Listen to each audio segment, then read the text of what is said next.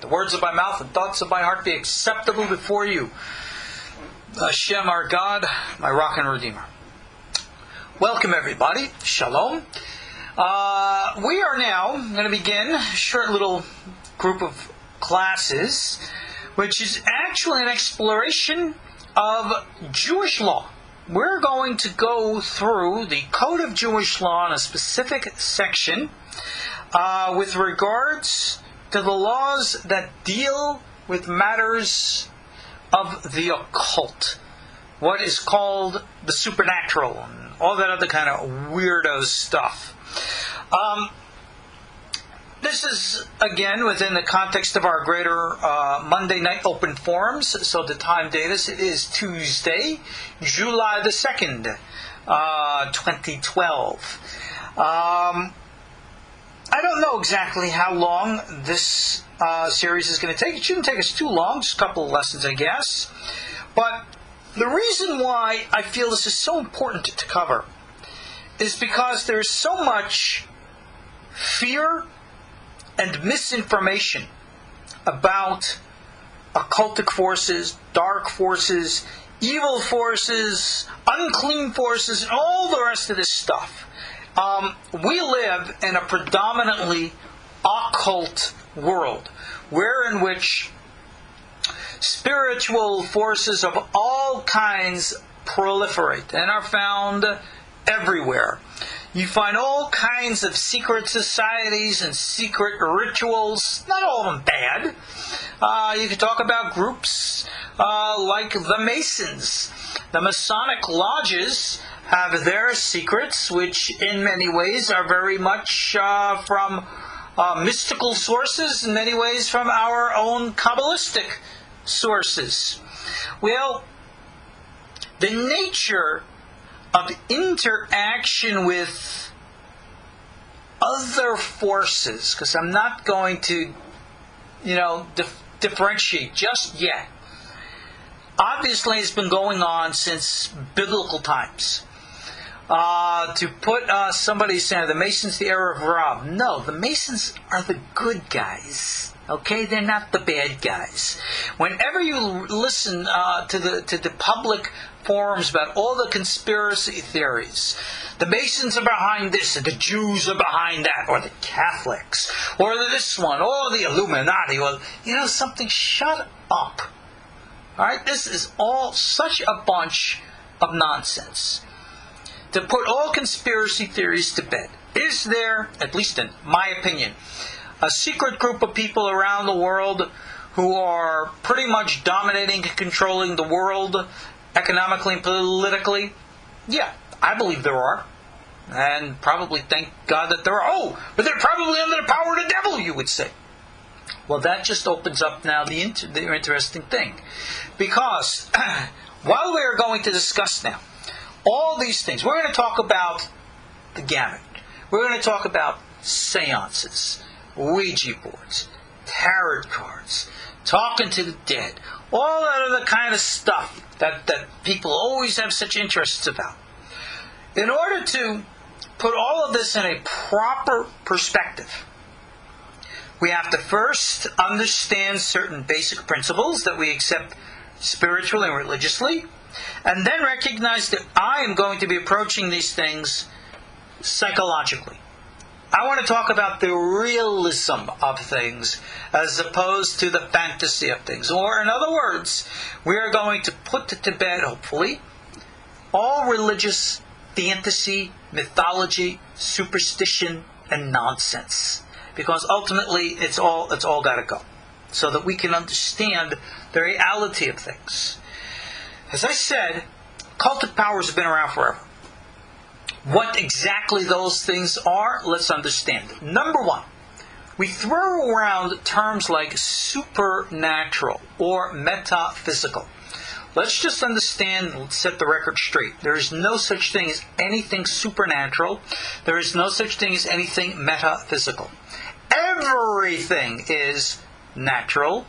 Everything belongs to its own laws and realms as it does. So then, what is supernatural? What is metaphysical? They're both subjective terms to describe that which we do not understand at present. Think about this, if you will. We are now in the year 2012. Think back, if you can, and if not, go do a little history study, where science was in the year 1812, just 200 years ago. And look at where we are today.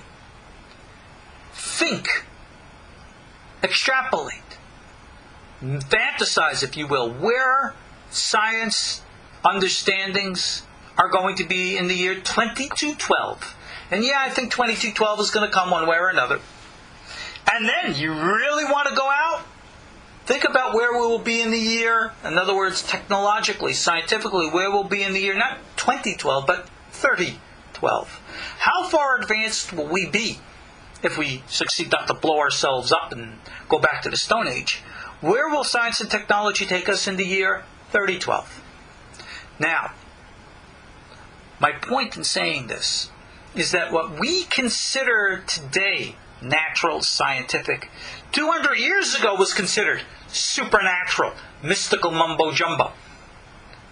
200 years ago, you had, ballpark about that time, the introduction of Monsieur Mesmer from France, and mesmerism, which was the foundations of hypnotism. It was considered an occultic form, which had people rather frightened by it. Today, we call it hypnosis, and it is a viable, functional, and for some an integral part of psychotherapy and even psychiatry. We recognize its medical value. It has been transformed. Think about what will be transformed in the future. Today, physics goes out and explores the universe, and today speaks about parallel dimensions and all these other types of realities and existences. Can you imagine if that discussion occurred 100 years ago? What will we be discussing 100 years from now? Again, my emphasis is what is supernatural, what is metaphysical, are subjective states of where human consciousness and development are at the moment.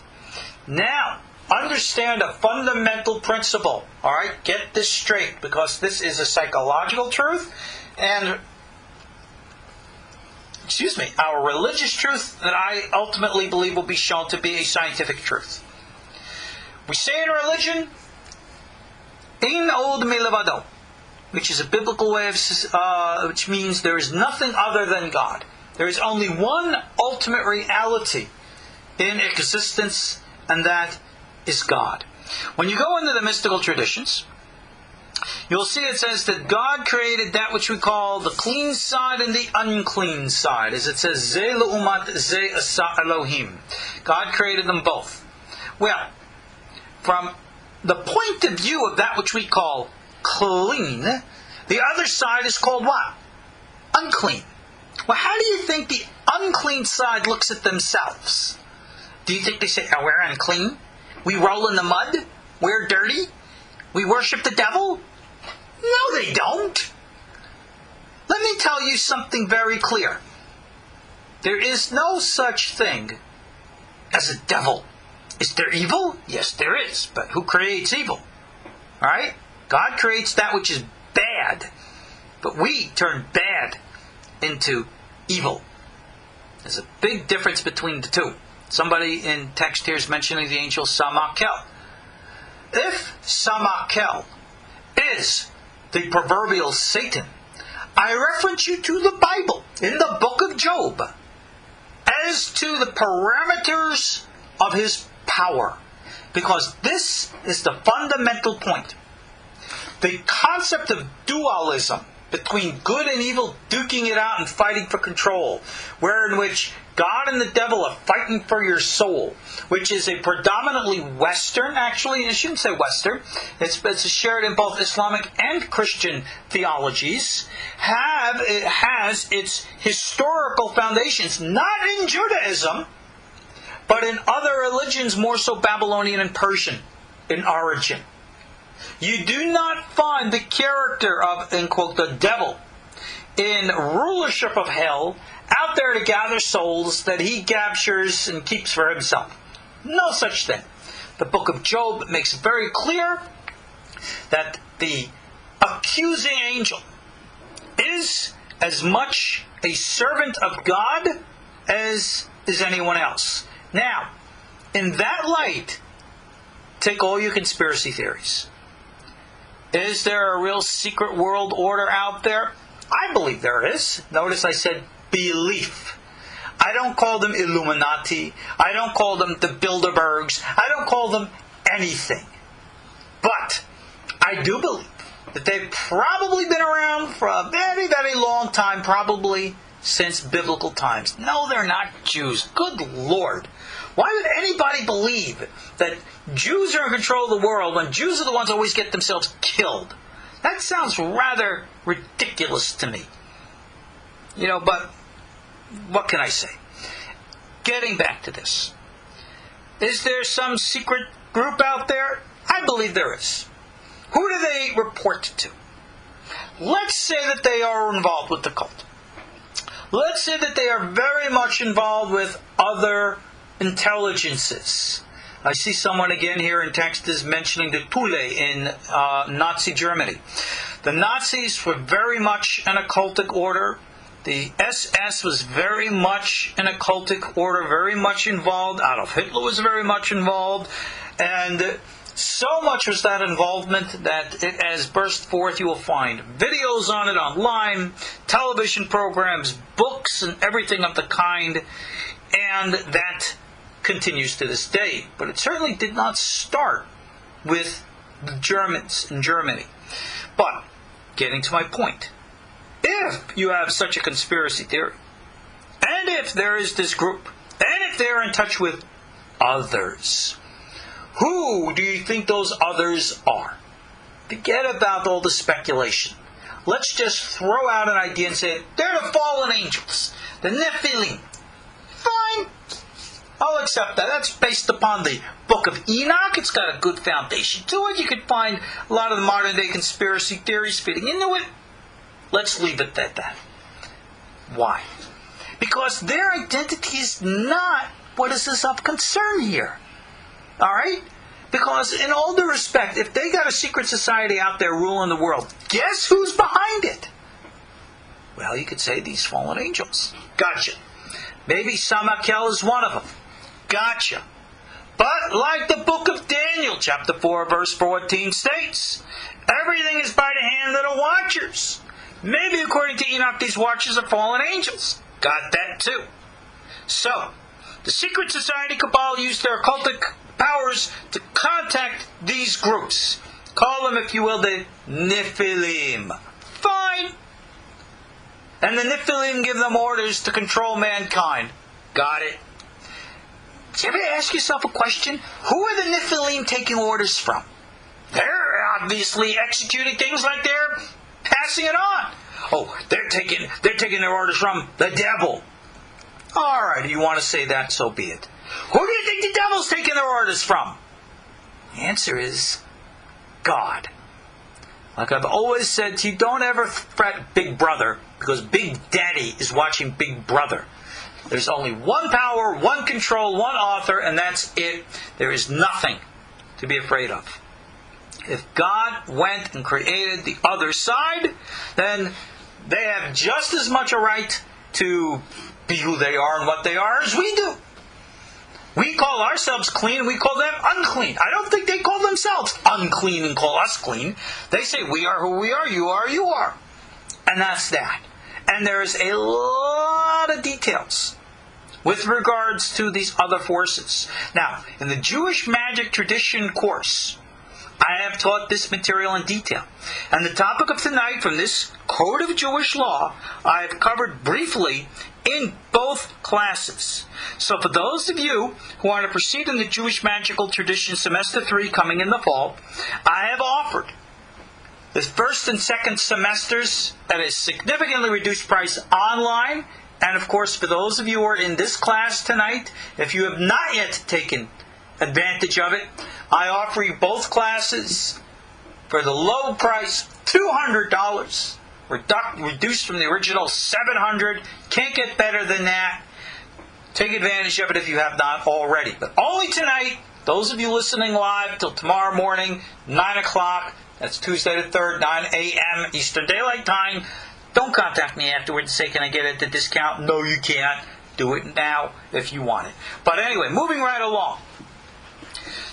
It's important that when we discuss matters of what is called the occult, and you want to talk about seances, and you want to talk about Ouija boards, and you're going to talk about this, and you're going to talk about that, and we look at these things in light of the biblical prohibitions against 3 words: kishuf, onan, and nachash.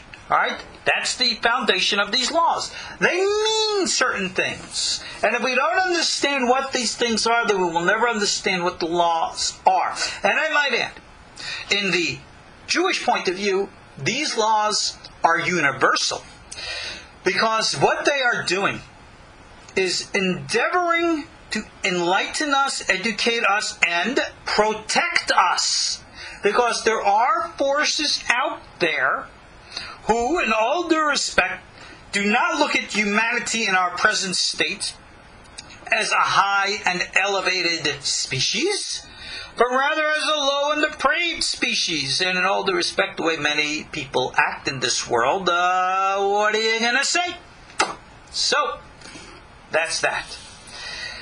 Now that I've put everything in its foundational source, let's talk about these things.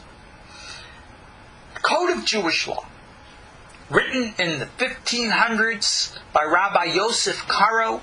He is considered, and this book is considered to be the authoritative code. Now, the one thing about the laws here is, even though they are written, you should know one thing about Jewish law. No one book of Jewish law is the definitive final answer in anything. Every expression of Jewish law since Rabbi Yehuda, the prince himself, the author of the Mishnah, are matters of opinions, called in Hebrew deot. And therefore what we have are a preponderance of different opinions, deot. Rabbi Yosef Karo concluded his deot in the form of his set table, Shulkhan Arukh in Hebrew. It is considered to be one of the most foundational and established codes of law, and therefore it's considered the most authoritative at this time. There are earlier codes and there are later codes. Those which came before him, those which embellished and added to him. But on the Code of Jewish Law, in every published volume, there are commentaries which question the words, expand on the words, challenge the words, change the rulings. You cannot understand the code without the commentaries. And therefore we are obviously going to get into both. Because like with everything in law, you must understand what the foundations are, so that you can understand the expressions of the opinions, the deot, based upon where that opinion is coming from and what its relationship to the letter of the law is. Now, the laws here referred to in this second section of the Code of Jewish Law called Yoreh Deah. We are in section 179. It says, Shelo lekashef leonen ulenachesh, that it is considered to be prohibited to cast sorcery, to tell one's fortune, or to, the word nachesh is a very interesting word. Some might tell to try to invoke or seek powers or insights into the future. Some call it an interpreter of signs. The word is obviously related to and based upon the Hebrew word nachash, which means serpent. So it means you're forbidden to serpentize. Well, what does that mean? Well, it means pretty much what we would today call pursuing avenues of contact with certain other non-human races for the sake of interactions for improper reasons. Remember, the form that the fallen angel in the Garden of Eden took was the form of the serpent. Ancient legend tells us that the serpent in the Garden of Eden stood erect, had arms and legs, was able to speak, and it is clear from the biblical story, certainly did not pose itself to be in any ways a danger or a threat or in any ways looked evil to Adam and Eve. They were very open, and seems natural that they interacted with it, spoke with it, talked about it, confided in it. It was different. Because the word Nachash, serpent, is also related to another Hebrew word, Seraph, which can be interpreted as either serpent or burning. There is a type of an angel called the burning angels, the Seraphim. We read about them in Isaiah chapter 6. It is understood for those who know the matters of angels that there is a group of angels who are reptilian in nature. And we speak about them in the Sefer Yetzirah course. They're referred to as the Tili, the dragons. The dragons are a very powerful race. They are pretty much in control of this universe by God's design. They are the watchers spoken of in Daniel. They are the good guys. Except that a few of them became bad guys. And it was one of them who became the bad guy in the Garden of Eden.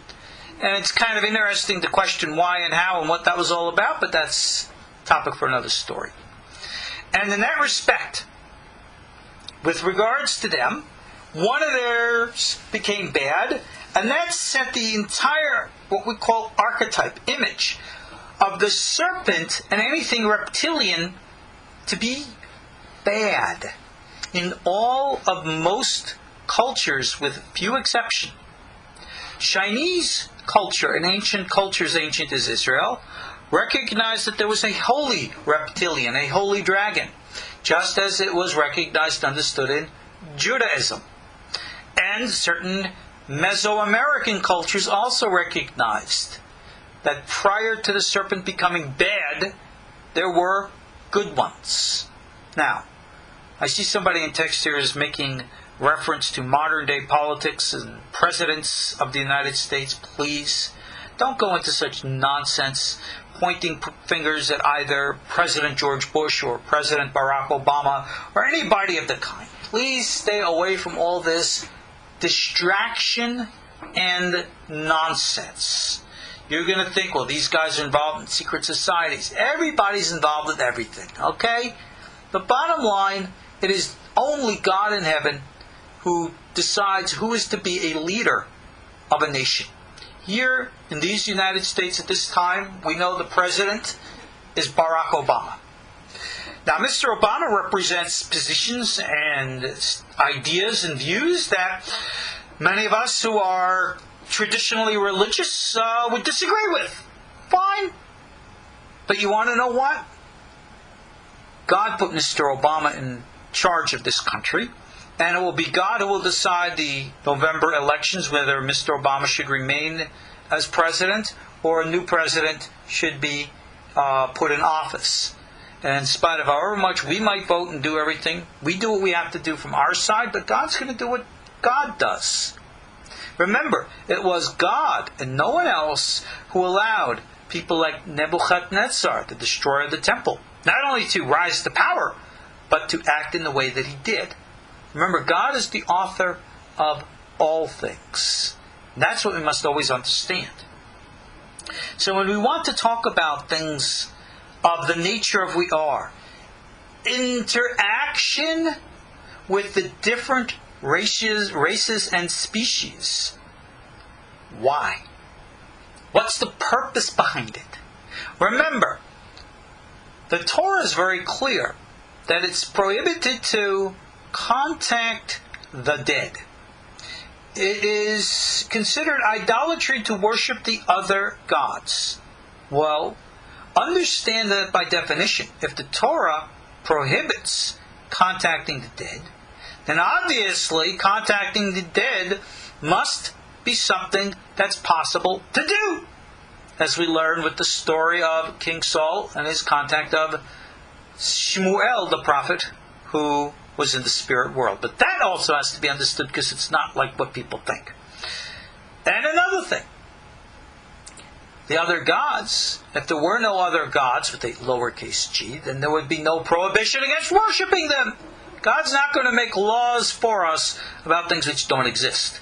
So for those people who are of the philosophical opinion that none of these things are real, none of these things exist, it's all imagination, well, no, it's not. And science and psychology proves that it's not. So with no further ado, with a very long introduction, let's get involved in our text. Code of Jewish Law opens with these words in section 1 of 179. In sho'alin b'chozin b'kochavim v'lo b'goralot.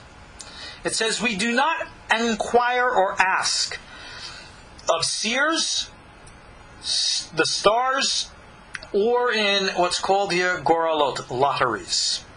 Alright? A seer. Someone who can gaze into the future. Stars, plotting horoscopes. Goralot, specific tools and techniques which are used to help us predict the path into the future. Now, a couple of things. The opinion here is expressed by Rabbi Yosef Karo is in itself rather interesting, because not everybody agrees with it. Not everybody observes it. And certainly not everybody practices according to what he wrote. Rabbi Yosef Karo himself was a master of the prophetic meditative tradition. He himself had regular contacts with an angelic guide that he would access channeled literature. In other words, Rabbi Yosef Karo would go into a trance, his eyes would roll up into his head, and all of a sudden words would come out of his mouth in a different voice. This was called his Magid, his spiritual guide, and he and his students kept a record of the revelations of this guide, and it has been written, it's available today, even in English translation, to let you know of the channeled literature of the author, the greatest code of Jewish law written. So, what is the foundation when he says we do not go looking towards seers or the stars or these lotteries, as they're called? Now, these lotteries are actually biblical in origin, but you have to go into the Rabbi Moshe Isserlis's. He is the guy who wrote the additions to the Code of Jewish Law, an Ashkenazi contemporary of Rabbi Yosef Karo, the Sephardic rabbi. And it's together, the two of them, which form the code of the text. So he writes here, the reason why we don't do these things is because of the biblical verse that states, Tamim tihyeh im Hashem Elokechem. You shall be simple and pure before the Lord your God. Alright? Well, what does that mean? Well, understand the context of what Rabbi Karo is saying here. We're not looking to predict or foresee the future. Not by going to a seer who can see it, not by looking at the stars to plot a horoscope, or not by using any kind of a tool to specifically find out the future, because be simple before God. What's the relationship? Well, you wouldn't understand the relationship outside of philosophy until quantum physics came along in recent times. What has quantum physics showed us? That the nature of reality prior to its observation is rather unhinged, not solidified, or in other words, existing in a state of potential prior to it being actual. This is foundational to our Torah faith. that ultimately all things are in the hands of God, and that anything at any time can take any turn. Like we say in the words of our prayers, "Hanechadesh b'tuvo b'chol yom ma'aseh bereshit," that God renews at every moment the work of creation. Remember, even light flows in a wave, and waves have its high and its lows, and then particles, boom, boom, boom, boom.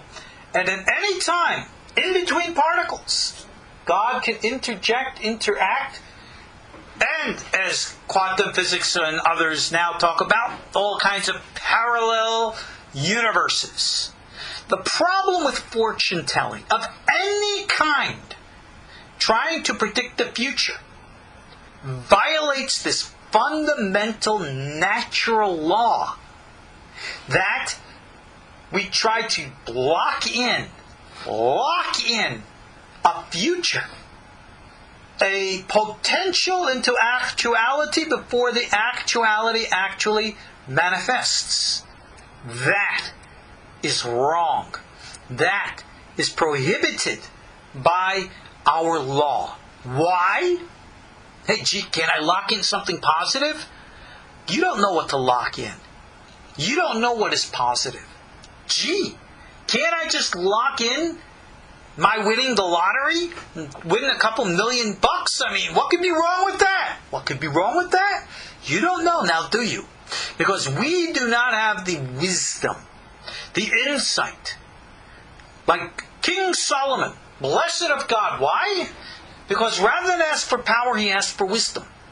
And only with wisdom can you wield power. The problem with us today is we seek power without wisdom. So, the prohibition is foreseeing the future to manipulate the flow and course of time and destiny. That is what is wrong. We should not, must not, never must do that. If you will notice about biblical prophecy says a lot of things. But a point that is made clear by every student and commentator of biblical prophecy is, gosh, we don't understand really what the heck it all means, especially when it comes to messianic stuff. Simply because we don't know precise detail how things will unfold, when they will unfold, what is the order. Why?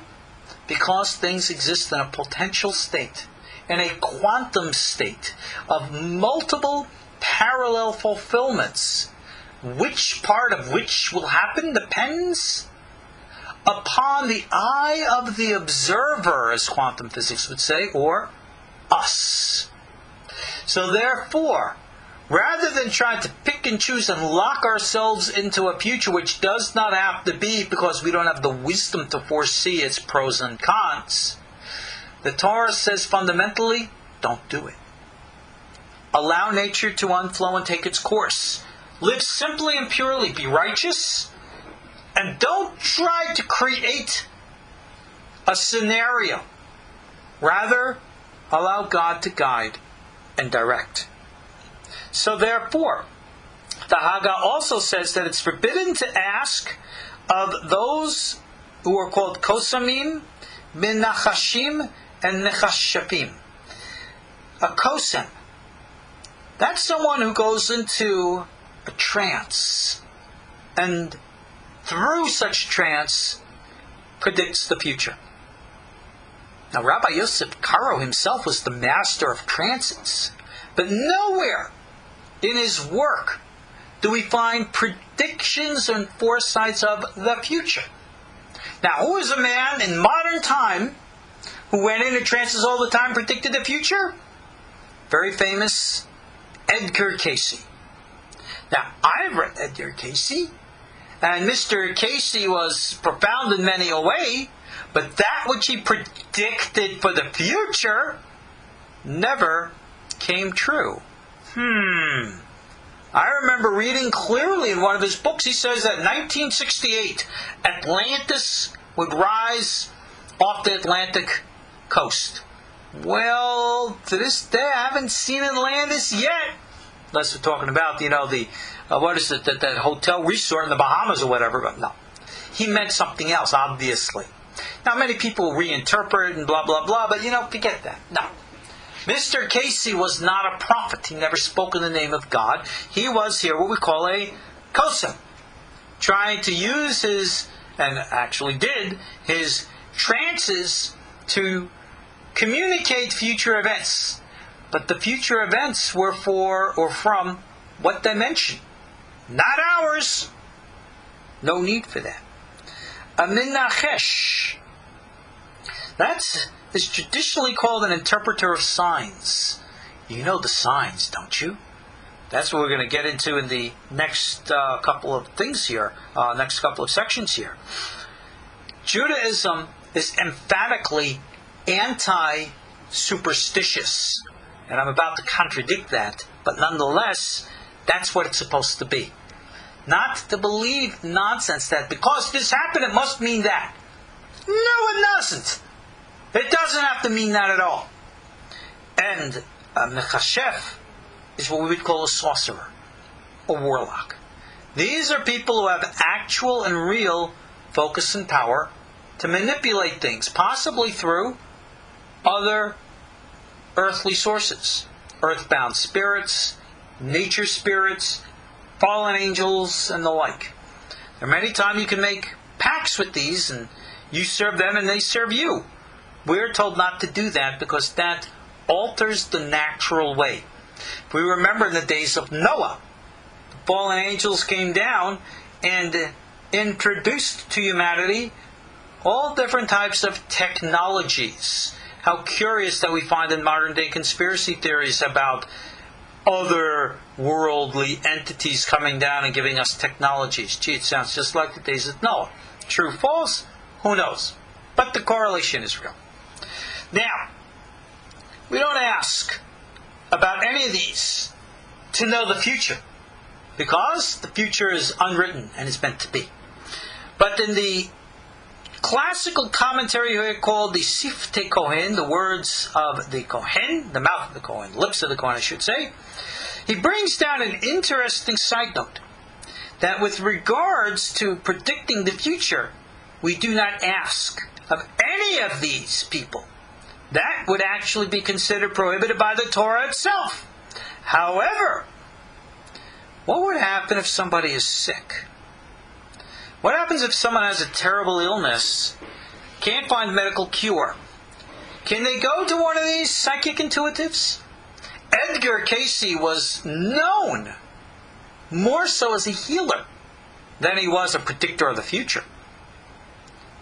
Could you, by this law, go to the likes of an Edgar Cayce, who through a psychic reading could interpret what your illness is, define it and describe it, and therefore help you medically? According to the Siftei Kohen commentary, quoting other earlier sources, they said absolutely yes.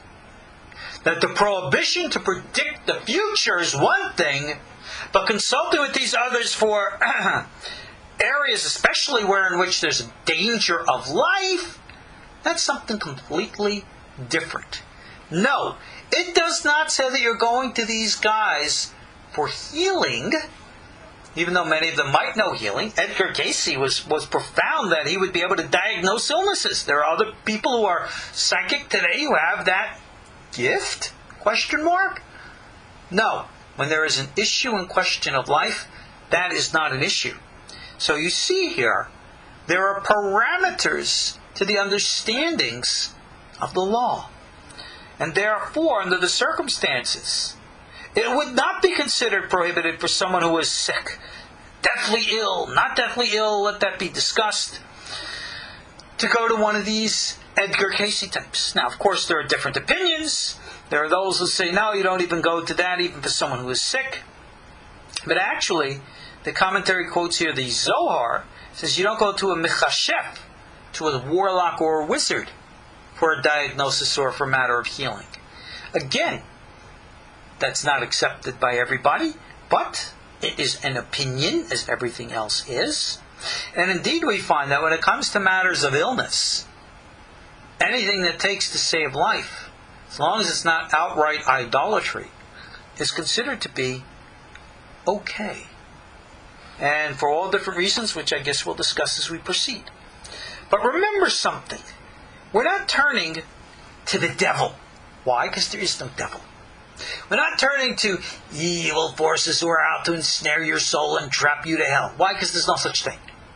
We are talking about the people, human beings, who have contact with other forces in this planet, in this universe, in this world, who, for lack of a better reason or purpose, just let's say they themselves have access to higher information, and their involvement with us disseminating that information is prohibited by spiritual law. So, for example, if I were to go and contact the United States Air Force Intelligence, and I went and I spoke to an intelligence officer, and I say, I order you in the name of whatever, to reveal to me all the secret files on Area 51 and alien contact and Roswell and the like. And that Air Force intelligence officer spilled the beans and told me everything. And I said, gee, now I have this knowledge. Well, number one, that Air Force officer might get in trouble for violating his mandate of silence. And number two, now that I knew these secrets, I would be placing myself in danger. Apply that example to, if you will, invoking angels or knowing the future or other entities. Yeah, you could, if you will, symbolically saying, twist their arms to reveal to you things. But for what purpose? And once you have access to information and knowledge, does that put you in violation? That, remember, is the issue here. We are meant on this world to walk simply before God. We are here to be tested for our morals, our character, and our righteousness, and not to cheat our way through. You want access to wisdom? Wisdom will be granted. That is why many of the tools for things like divination are not used for the sake of predicting the future, but rather for the sake of acquiring wisdom. Recently, I wrote an essay which I published on KosherTorah.com entitled Psychological Divination, in which I made a comment that things like tarot cards, the Chinese Yi Jing, and many other of these divination tools can be used in a proper format. But what is the definition of proper? Not for the sake of predicting the future or anything of the kind, but rather as a psychological tool for self-exploration. And I want to introduce you here to the ideas and concepts of the famous founder of analytical psychology, the famous psychiatrist Carl Jung. Now remember, Dr. Jung was a scientist, not a philosopher. He explored the depths of the human mind, human consciousness, and was able to discover scientific understandings of human consciousness, a collective unconscious which all humanity share, things which at one time were considered occultic or magic. Dr. Jung was able to extract from its fantasy and enable us to understand it scientifically. He looked at things like the pursuits of alchemy, Kabbalah, the supposed occult, even things like tarot cards and Yi Jing, and recognized a psychology to them, how the human mind interacted with these things psychologically, and was able to understand them in a way which made us understand that these are tools for self-exploration, and not tools of some mystical or magic, not tools of evil or the dark side or the devil. Because remember, we said there's no such thing. Evil? Of course there's evil. But even evil, again, serves God. We are told, stay away from evil. A tool to help us open up the attachment that we have to our own unconscious. You can call it meditation. This has been taught in biblical Torah, in Judaic circles, since biblical times. I have courses online at KosherTorah.com on how to acquire one's spiritual guide from ancient sources. It's available for you if you want to learn these things. Meditative courses, all there for you who want to learn these things. Now, my emphasis is the purpose of learning all these things is for the sake of acquiring wisdom and insight. When Rabbi Yosef Karo was channeling his higher energy source, his angel, what was given to him wasn't predictions of the future, but revelations into the nature of the Torah, wisdom, insights into himself. It was a tool for self-exploration. Anything can be used as a tool for self-exploration. In modern psychology today, they have what is known as the Rorschach, the ink blot test. Many of you might not have seen. Many of you might have seen it. It's online, I'm sure, if you haven't. And if you look at the cards, it looks like a bunch of ink, and they ask you, "What do you see in it?" And you say this, and the other person says that, and the third person says something else. Why? Because what you're doing is projecting from the unconscious, which doesn't know how to properly express itself, using imagery, just like we do in dreams, to therefore verbally express ideas and concepts that the psychologist or psychiatrist who's properly trained looks at your answers and says, "Gee, why do you see here a person shaking a banana in a snowstorm in Hawaii?" I don't know. That's really weird. That's obviously an example. But many people see many different things. The tarot cards, for example, have 22 images of curious characters and curious positions. And what is the interpretation of each one is completely subjective to the individual who's looking at it, just like a Rorschach ink blot test. Now you can go online and look at all these books, tarot cards, for example, and every one of them will give you general ideas of what each picture is supposed to mean, and then when they get into details, everyone's different from everybody else. No one is wrong, and everyone's right, because it's all projective. I'll give you another example. Something that gets a lot of the modern rationalists nuts. In the mystical traditions dating back from Qumran, because we find references to this in the Dead Sea Scrolls, and especially elaborated in the later Kabbalah, we find in the Zohar and other literature, palm reading. Reading the signs of the lines in your hand. Now I'll tell you this, I've seen books where in which people say, this is your lifeline, this is your wisdom line. But if you go look at lines, you can't give a class in an analytical sense of how you measure lines like you would in an algebra problem.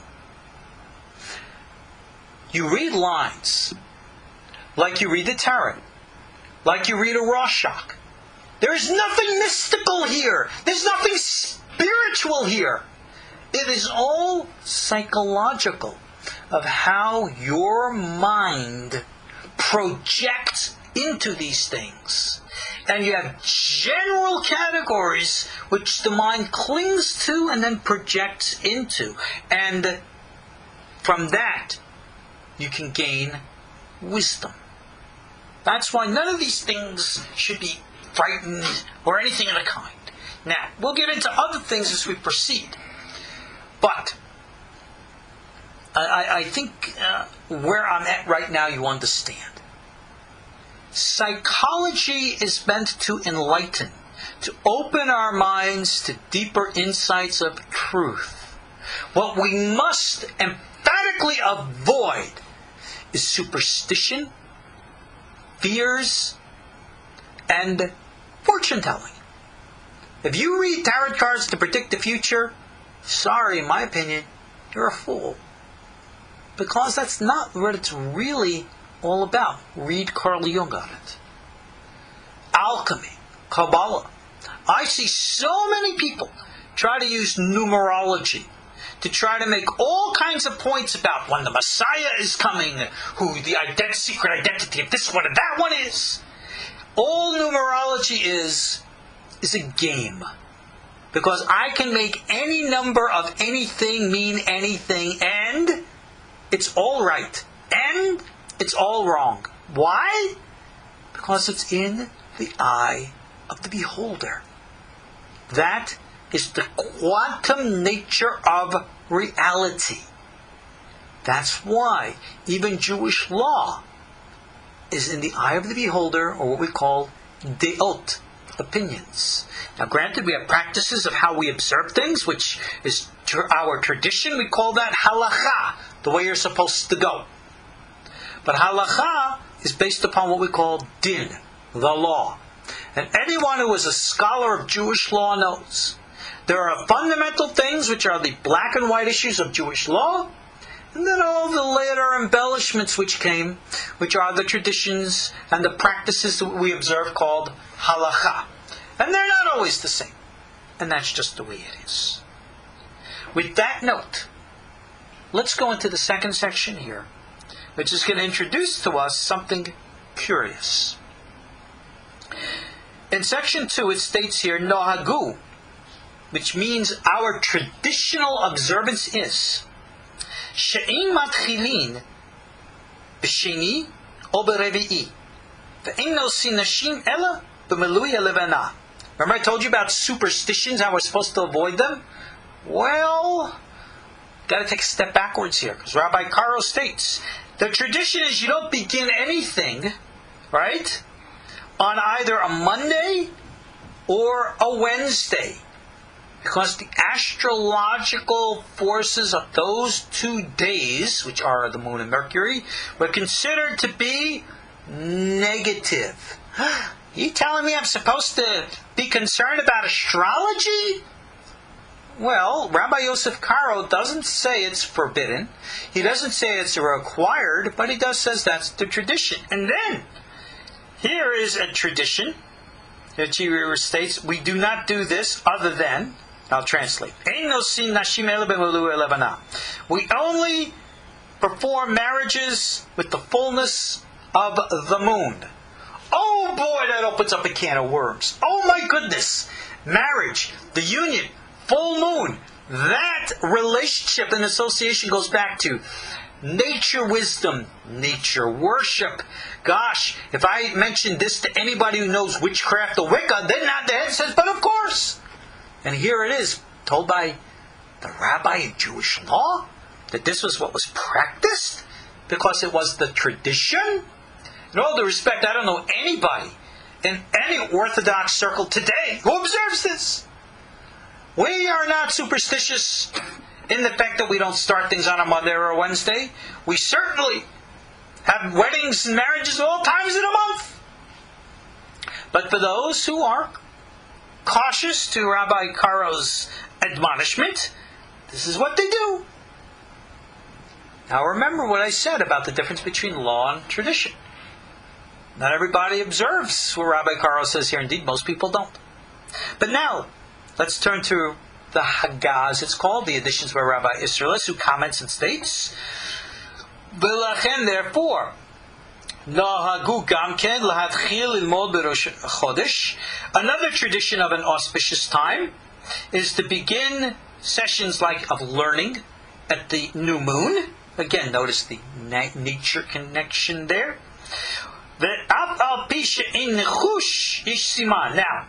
we just said that the prohibition, biblical, called nichush, is to look for auspicious times. Well, wait a second. Didn't we just say that Mondays and Wednesdays are bad times and new moons are good times? No. Don't look at that as being some kind of a biblical thing of predicting good or bad times. We just say it's a good sign. What's the difference between a prediction and a good sign? Well, we'll discuss that as we move along, but they are distinct. And listen to this. B'ma she'adam yodea shehu neged hamazal lo ya'aseh v'lo yismoch al hanes mishum but don't go looking for him, because it says, be simple before God. Let's talk real quick in the concluding time of this class about astrology, a topic which I covered in depth in our second semester of the Jewish magic traditions. Again, if you want the course, you email me, and I'll work out arrangements for you. The Talmud states that in biblical and post-biblical times, Jewish sages were renowned in the ancient world as masters of astrology.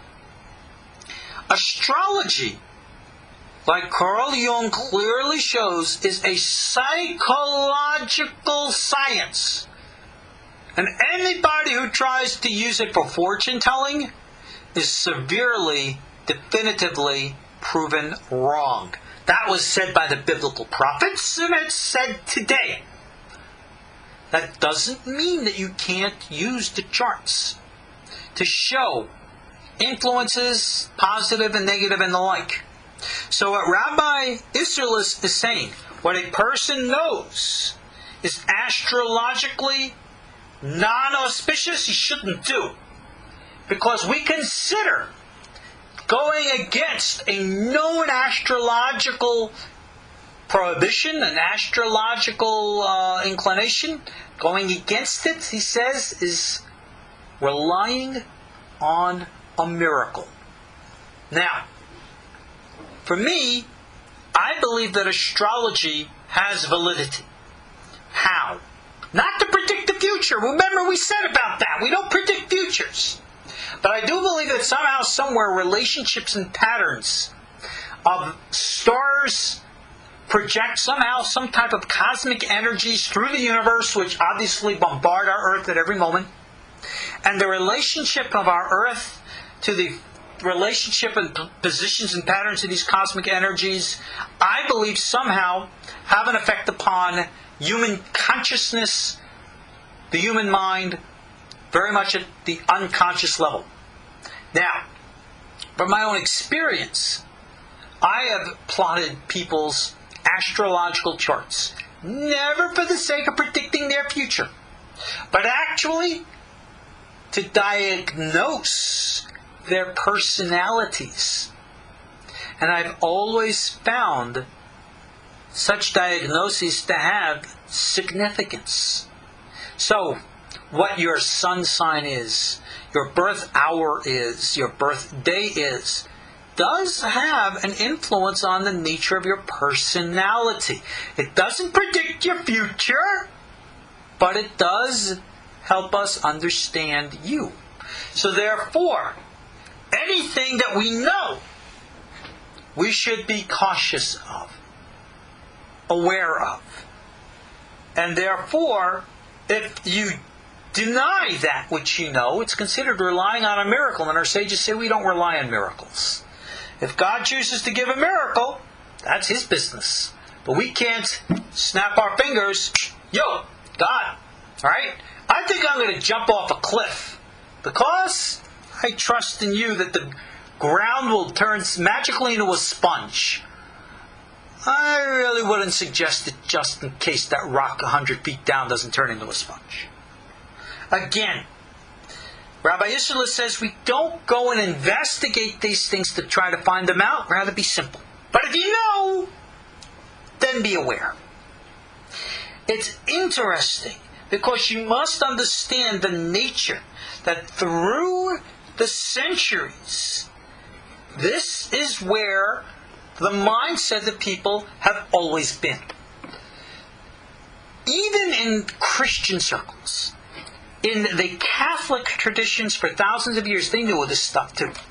This is why Nostradamus, another Jew, who is also trained in the same prophetic traditions as was Rabbi Yosef Karo, they were contemporaries, and there's even a story out there that says they might have trained it together from the same teacher at the same time, meaning they might have known one another through some connection in Salonika, Greece. But that, I don't think, can ever be proven. But anyway, Nostradamus hid the source of his spiritual stuff, not because of any accusations of the occult, but rather associations with Judaism. But Nostradamus, the Jew, as he clearly was, hid the way that he did because, again, association to the Jews, and at the same time, to the day he died, was held in high respect in Catholic circles. Indeed, these spiritual forms were always held in certain respect in Catholic circles.